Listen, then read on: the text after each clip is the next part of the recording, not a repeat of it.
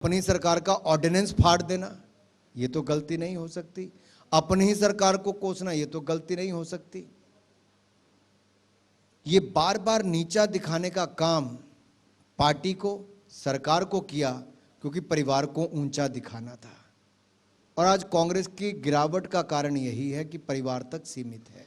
तो इसके अंतर फिर पार्टी ऑपोजिशन में देश भर में तो सिर्फ कांग्रेस है। ये अब इंडिया अलायंस की चर्चा चल रही है, पता नहीं क्या रहेगी। क्या आप सीरियसली ले रहे हैं कि इस बारी ये जो अलायंस बना रहे हैं इस बारी जम के रहेगी 2024 तक?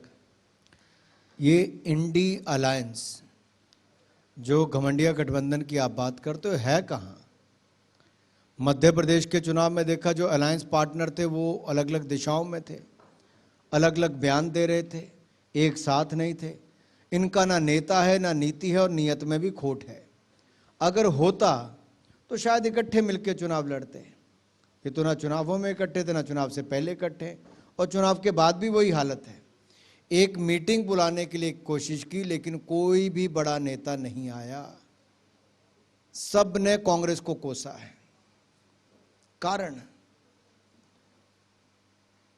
क्या है? अध्यक्ष तो कांग्रेस ने नया चुना है, जैसे पिछले प्रधानमंत्री चुने। रिमोट कंट्रोल फिर भी कहीं और है। ये जो रिमोट कंट्रोल का खेल है ना, बहुत खराब है। अनुराग जी, जब भी एग्ज़ाम आते हैं, ठीक है, और नेताओं के भी एग्ज़ाम आते हैं, बहुत बड़ा एग्ज़ाम आने वाला है 2024 में, कभी लगता है कि देखा अगर 1 महीना और होता, 2 हफ्ते और होते, कुछ और पढ़ लेते, कुछ और कामयाबी पार लेते। क्या रह गया है अगले 4-5 महीनों में जो आपको लगता है, जो आप स्कीमों का सैचुरेशन 100% की बात करते हैं, अब आप गारंटी की बात करते हो, क्या रह गया है जो आप लोगों के लिए डिलीवर कर सकते हो अगले 4 महीनों में? मैं पहले तो ये कहूंगा क्या कर दिया है। एक पार्टी थी जो 60 साल तक नारे लगाती रही, गरीबी हटाओ, गरीबी हटाओ, गरीबी हटाओ। गरीब मिट गया लेकिन उनका नारा नहीं खत्म हुआ। 4 पीढ़ियां आकर चलेगी जनाब, नारा वही रहा, गरीबी हटाओ।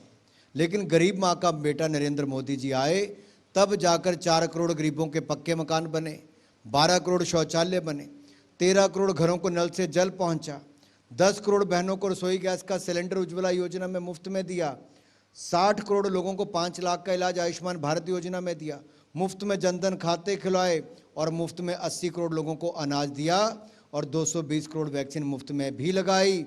और ये सब तब किया जब भारत की अर्थव्यवस्था को भी 10वें नंबर से दुनिया की 5वें नंबर की अर्थव्यवस्था बनाने का कार्य किया। करने के लिए तो देखिए बहुत कुछ है, लेकिन कर वही सकता है जिसमें जनता का विश्वास हो। आज भारत का ही नहीं, दुनिया का विश्वास भारत में और भारत के नेतृत्व में है। दे see a ray of hope in prime minister Modi, they see a ray of hope in India.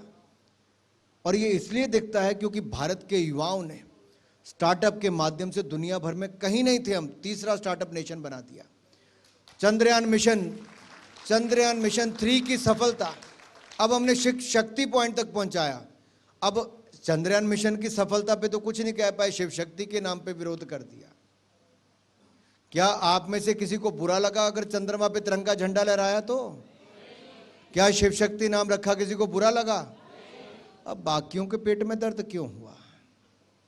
अब देखिए, यही वो लोग हैं जो कहते हैं कि राम मंदिर तो बनाओगे लेकिन तारीख कब बताओगे। आज मैं आप सबको कहना चाहता हूं, दिव्य और भव्य सोमनाथ धाम, दिव्य और भव्य केदारनाथ धाम, दिव्य और भव्य काशी विश्वनाथ धाम, दिव्य और भव्य महाकाल लोक धाम और दिव्य और भव्य अयोध्या धाम में अब राम मंदिर का निर्माण कार्य भी हो गया है। तो अनुराग जी, इस बारी वोट मोदी जी के नाम पे है, आगे कामकरण पे है, मार्गदर्शन पे है, अयोध्या के नाम पे है, कश्मीर के नाम पे है, या सबके नाम पे है?